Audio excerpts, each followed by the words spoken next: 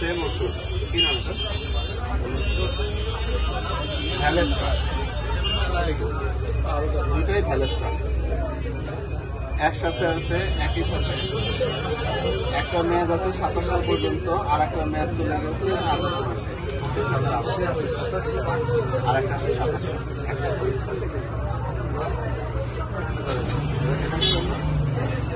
দাম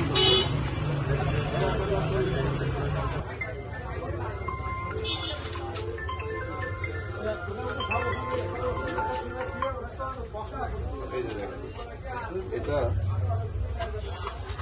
প্যাকেটের মেয়াদ আছে 5-28 সাল পর্যন্ত, 28 সালের মে মাস পর্যন্ত প্যাকেটের মেয়াদ।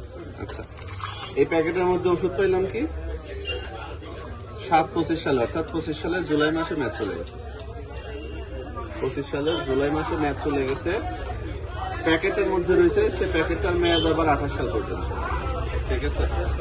আর এটা মেয়াদ চলে গেছে জুলাই মাসে। দেখেন তো কবে গেছে?